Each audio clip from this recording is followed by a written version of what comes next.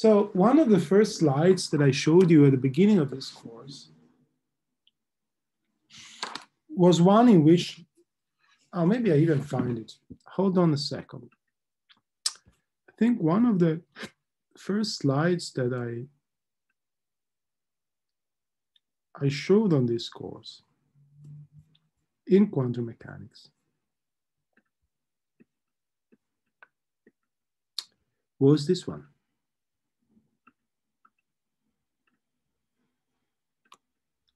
Can you see it? So in this slide, I was mentioning that, you know, there is a classical and quantum realm. That was the first time we began talking about the existence of a quantum and classical realm. Of course, I assumed you knew something about it or heard of something about it, at least in Marvel's movies. But from a scientific point of view, the perhaps slightly less trivial piece of information that I was delivering in this lecture was the fact that macromolecules, biological macromolecules, really live in the border, at the border of these two realms, at the custom, if you want, office of these two, with one leg in the quantum realm and the one leg in the classical realm. And I always found this extremely fascinating. Is this by chance that nature designed the smallest possible nanomachines, classical nanomachines? I mean, did nature have any interest in pushing down the nanoscale? I don't know. I probably would never know, because I don't know even if this is a well-posed question. But the fact is that the nanomachines that operate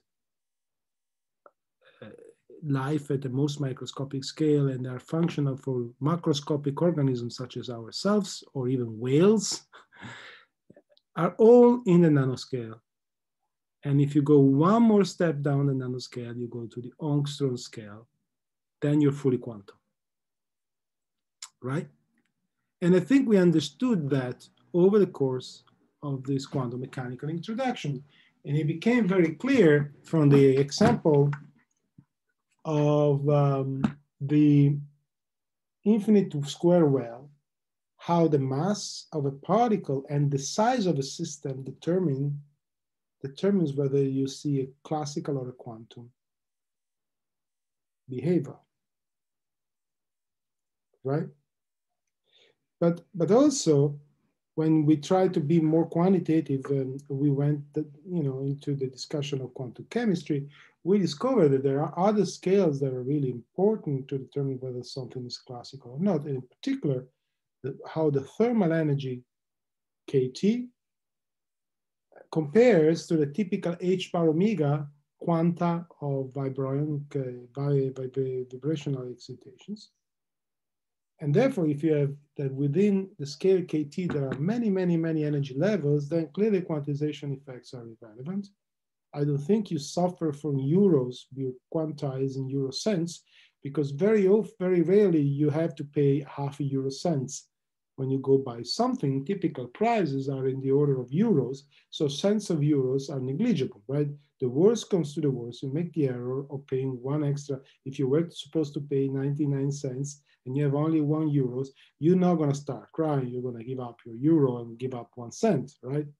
Similarly, even if something is kT is say 100 times larger than the typical vibrational energy of a process you're interested in, you're not gonna be completely spoiled in your theoretical approach, you're gonna live with it, okay? So there are processes such as rotation of dihedral angles for which quantum mechanics is quite irrelevant.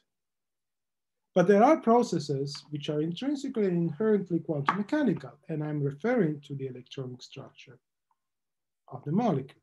And the whole idea of this multi-scale approach, in which you first deal with the electronic structure, work out the force between the atomic nuclei in a Born-Oppenheimer approximation, and then use this force to evolve the dynamics of your molecules, has been incredibly influential. And not by chance, was assigned a Nobel Prize just a few years ago in chemistry. So this idea that you can leverage on this two-footed beast that is macromolecules, which have 1 foot in quantum mechanics, the electronic structure, and 1 foot in classical mechanics, the nuclear motion, has been extremely productive and extremely inspiring. And I think at the end of this course, I think you have all the equipment, theoretical equipment, not only to understand the foundations of quantum mechanics, which I think is an important topic per se. I mean, understanding quantum mechanics, it did install in my mind and incept in my mind, I should say, a good amount of relativism that extended and expanded further into fields that are non-scientific. I mean, even science itself raises its hand and say, I cannot say anything about nature. I say something about measuring nature. I mean, this alone was for me a game changer in the way I looked at reality. I hope to have installed this little, I don't know, little devil in your hand that will continue whispering and saying, maybe many of the things you give for granted or for having a truth on its own are just the results of us being exposed to seeing things the same way forever. But had we had a completely different approach, a more microscopic or an entirely different approach, maybe an entirely different reading of phenomenology would have emerged. So I think this is an essential part of the mind of a scientist, that of understanding that reality is, of course, not just what we see, but what we can measure in a systematic approach. And this is a contribution that has come in quite good amount from physicists, not because biologists or biotechnologists are not coping up with the same amount of brilliance. I think scientists are equally brilliant, and people who are not scientists can be equally or even more brilliant in other fields. There's nothing about a grading here or a ranking of smartness or anything like this.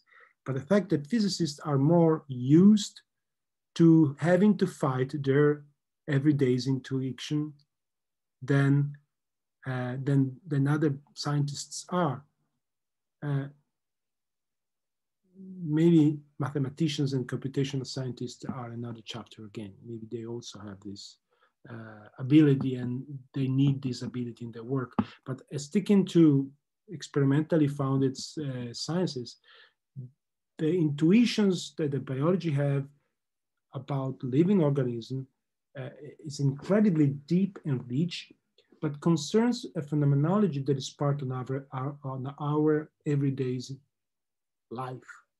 On the contrary, the physicist's intuition often has extended into regimes of energy, time, size that defeat our everyday's intuition. Think about the concept of time slowing in the proximity of a black hole.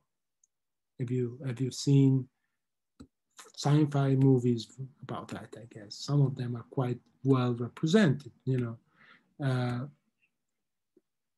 So the fact that, for instance, you know, a guy getting close to the horizon of a black hole and coming back, he experiences an experience of 20 minutes, but on Earth that could be 200 years, and both statements are correct. This is not part of our everyday's intuition. Likewise, what happens at a quantum mechanical world is not part of your everyday intuition. So this, I think, provided the cultural contribution of this course as such. But from a more technical point of view, I think this course has equipped you with a framework to now understand molecular simulations. Starting from next year, if you follow the computational biophysics course offered for the QCB or for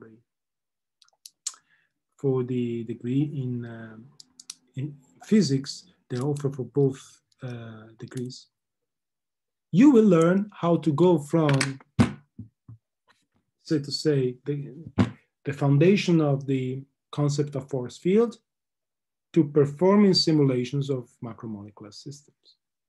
Now, you will have to learn significant physics to do that, because it's basically the physics of many particles being together that is called statistical physics. You cannot hope to deal with each of the particles exactly when you have many of them. Think about how many water molecules there are around the protein.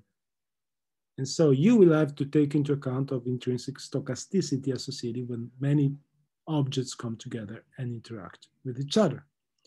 But there will be also the possibility of performing simulations and see how you can learn about biological systems by performing simulations. Now, I am very excited to tell you that you are in the middle of a sort of a paradigmatic shift. So until very recently, until 10 years ago, even less than that, when I started doing these things for sure, computational biophysics or biochemistry, as you want to call it, was regarded as quite pointless exercise from the biological community, to be fair with you. And this was in part due to the fact that physicists had promised reliable atomistic simulation and claimed reliable atomistic simulation far too early that they were allowed to, they were entitled to by their results. This has generated expectations and fall of expectations. When you have a fall of an expectations, it's very difficult to go back on shape. If you have had broken up with a boyfriend or a girlfriend because he or she misbehaved, it's quite difficult to get back together after that, right? So you get an idea what I'm telling. If physicists had promised that they could bring new light into a field and then maybe simulated two molecules bobbling around and getting nothing out of it, then you lose the attention of the community. The other part of the problem resides in a cultural difference. Physicists are used to have controlled systems, and therefore they tend to make claims. Even the Higgs boson discovery, you might think it's an incredibly complicated discovery. It involves a huge experiments, the largest quest and investment of money, even much more than the quest for space, okay? Yet, the experimental evidence is really undefeatable, meaning you can bring down the theory to a point to make such a clean prediction, then it's either true or false, and an experiment will decide. I always claim there's a Nobel Prize for physics for the discovery of the particles that form the protons and the neutrons. You might have heard of the word quarks, right?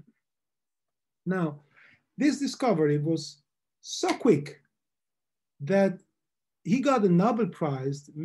The person who invented got a Nobel Prize before the paper was accepted for publication, because he was able to cook up a prediction that was so clean cut, so that you do one experiment, very simple experiment, and it's either yes or no.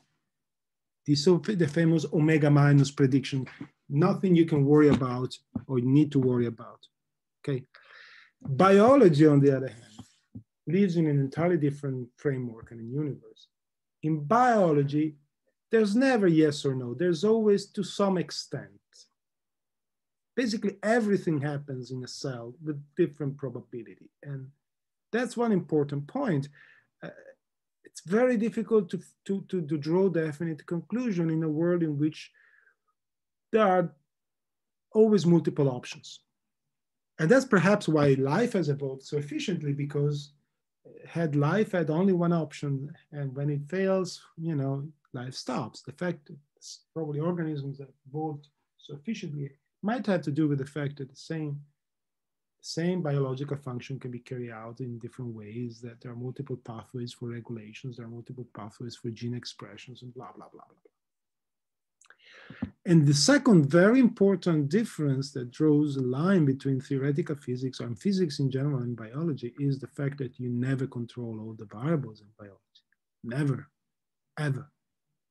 You can never control all the variables. you're only glancing at the surface of an iceberg, looking the wobbling of whatever you can see, but you have no idea what are the underlying variables around it, which makes the reductionist approach very shaky, thin ice walking type of experience, right? Because the reductionist approach is based on understanding everything of each single component of the system. And we had the discussion at the very beginning of the course. Now, I think for this reason, when you make the sentence, I think this observation has a theoretical explanation. It means divergent meanings in two fields. If you say it in the physics community, it has a theoretical explanation, means it's not an accident that we found it. We understand it thoroughly. It's really well fit into organic piece of knowledge of humankind, and we can rely on it now. If you say the same sentence to a biologist, it has a theoretical foundation. It basically resounds the meaning, it should function in theory, but life and practice is an entirely different thing. Okay, so this is a cultural thing. Experiments is really still so much central, probably because of these features of biology that I've just mentioned, the intrinsic complexity, that being able to say something and provide a model, a theoretical model and theoretical framework for explaining a process must take a different value.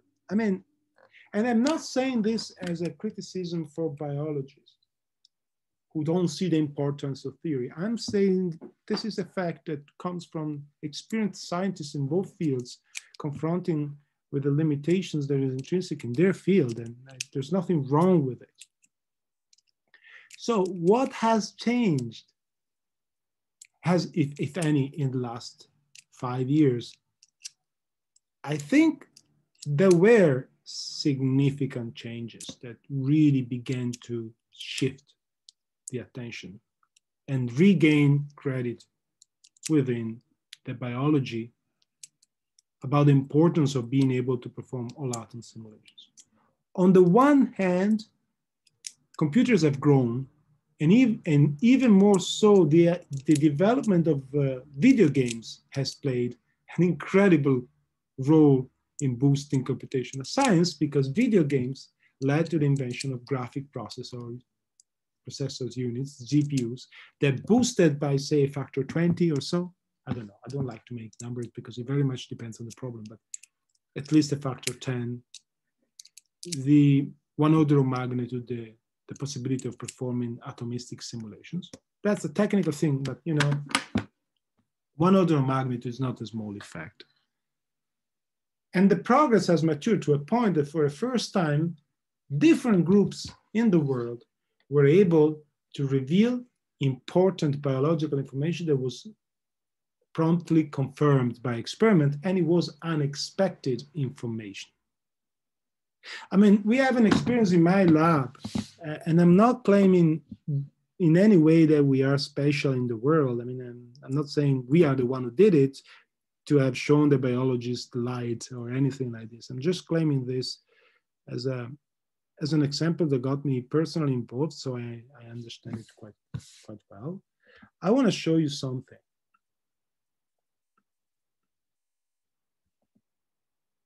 This is a molecular simulation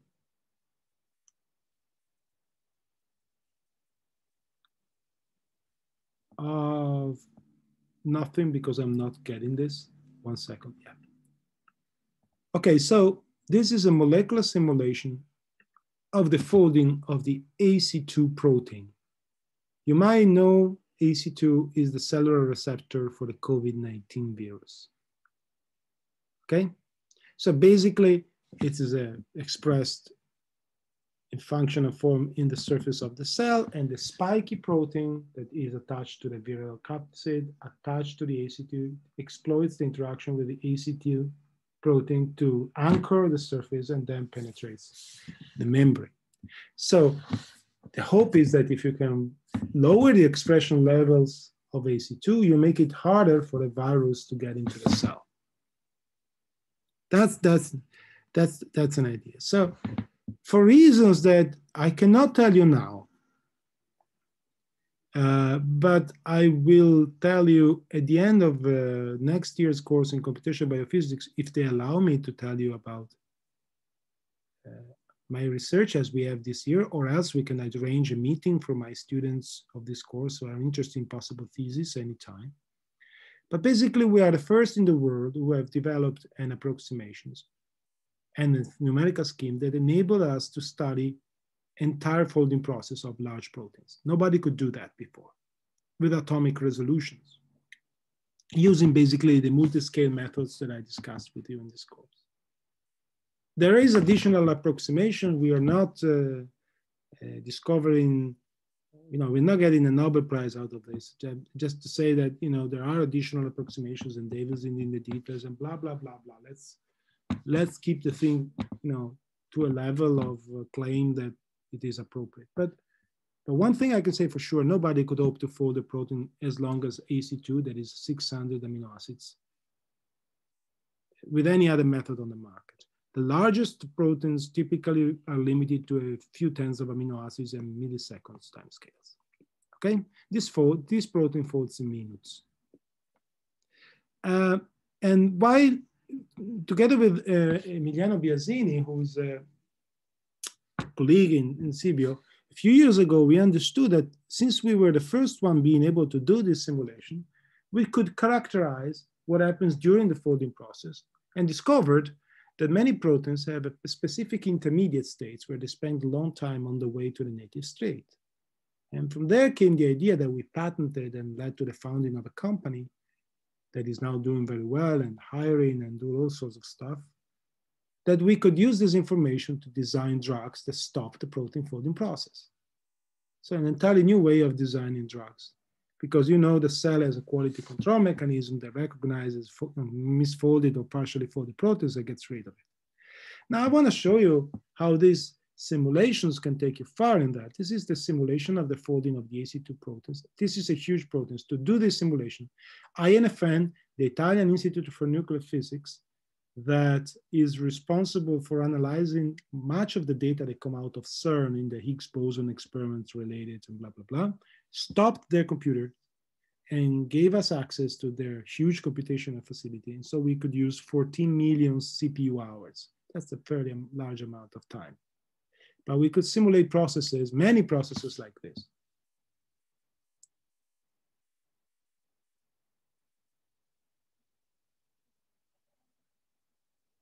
You see, you begin seeing the structures begin to form. You have some long-lived intermediates, you see? And in some of these long-lived intermediates, if you look carefully with some software, again, the user, you discover there are druggable pockets that are not there in the folded intermediate, the purple region, if you see. And then what you can do, you can screen drugs that can bind to this mysterious pocket that was not there in the native structure. And in this specific case, we looked for drugs that were already in the market or in late stage of development, because developing a drug takes about 10 years, and they are not, this time is not available for the moment. You need to start from something that is already approved or almost approved. Now, if you remove this drug, this protein will fold, like now. But with this drug, the protein will not fold. So what we did was to identify some of the drugs that were already on the bench. Some others are in stage 2 or 3 of clinical trial for other purposes. Antimalaric, anti-schizophrenic. These are drugs that have been discovered for other reasons, and we are discovering side effects, if you want, specific side effects. This is called repurposing, drug repurposing. Viagra is a famous example of drug repurposing. The big commercial success of Viagra was due to a fact that you all know, which was in fact a side effect of a drug for cardiothoracic treatments. or pressure. I don't remember quite what's the original. But anyway, Pfizer made a big fortune out of it, right? So we're looking for something like this to repurpose drugs. And there was no way without simulation we could ever think that any of these drugs could have any effect on AC2. Why should they? They don't bind to the final state of AC2. Okay? So by doing this, what we did, oh, this is nothing to do, this has to do with space biology, which I'll not tell about today. What we did, we demonstrated in cell that there is a dose response suppression of AC2 once you expose it to this drug, because the cell gets rid of it. And in other proteins, we see the same thing. For instance, if you look at this, this is a nice picture. This is a green fluorescent protein tagging of the human prion protein, which also is expressed on the cell. So with the same idea, we develop a similar drug there. And you see, if I don't expose the cells to the drug, you see the borders of the cells in green, because all the human prion proteins mature, they get to the cell, the membrane, and they stay there in green. And so you can see the borders of the contours of the cell. But once we inject our molecules, discovered with the protocol based on computer simulations that I showed you, the expression levels go down, and with data concerning the expression levels, of course. But in addition to that, you see that you get aggregates of proteins that don't show up on the cells, but they're consistent with basically degradation spots in the cell. So this is the suppression, for instance, of the expression levels that I was telling you. Now, we moved on, going back to the COVID-19, we moved on and made experiments first on pseudovirus vectors that were designed to express the spiky 2 protein to show that the spreading of the pseudovirus infection, or through a colony, the penetration of pseudoviruses in cells, they cannot penetrate, they cannot duplicate, but they can penetrate the cell, of course, was well suppressed, dose dependently suppressed by exposing the cell to this treatment. And recently we have experimental really infected on real cell colonies infected by the real COVID-19 virus, demonstrating a similar effect, that you can stop the infection in cell colonies. Far from claiming this is a drug that will save people, at the moment we need to go further and look for animal models, or going directly to preclinical. It depends on, these are decisions that are above my payroll, which in this case is zero, because this is done by a company which I co-founded, but which I'm getting no money from. So, so my payroll is very low for this case. But anyway, I know this example because I was involved in this story, and that's the only reason I'm bringing this up. Alternatively to other stories like this that have been there in the community. But these are examples of things which have scientists in molecular biology and pharmacology beginning to pay attention to things that they weren't considering before. So the emergence of artificial intelligence has, not the emergence, but the revolution in statistical computing that is behind artificial intelligence application today. The ideas of a neural network is much older than you, probably. But only recently these methods have become very, very effective, right? So this will also further boost all the computational methods in biology. So I hope I convinced you that you're going through an exciting time in the next several years, because you will be surfing a revolution that is actually a paradigmatic change that is taking place. Maybe you will decide to go into a different aspect, maybe bioinformatics, maybe genetics, and find equally important revolutions going on there. But I'm happy to say that this is the first step into an education program that you can take in this master you've chosen, that will make you in a condition to thoroughly understand the pipeline that goes for fundamental laws of physics H bar, mass of the electron, KT, to predicting new biologically relevant behavior of macromolecules with potential biological. Now, in that long pipeline, the course that we've done today is perhaps the very first foundation. I've finished today.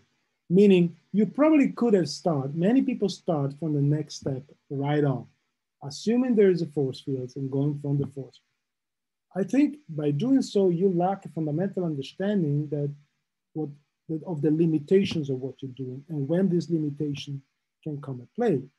You know, people have developed force fields and then realize that for some macromolecules such as RNA, force fields do not perform as well as they hoped.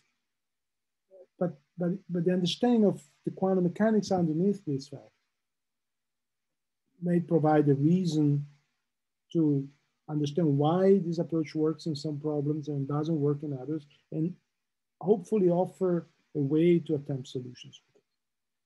So I really think this course was useful in that direction, and equip you with a critical thinking. And most of all, in spite of the difficulties that we had in this course, I hope it was overall as much as enjoyable as could possibly be given the circumstances. And I think I'll finish here my discussion.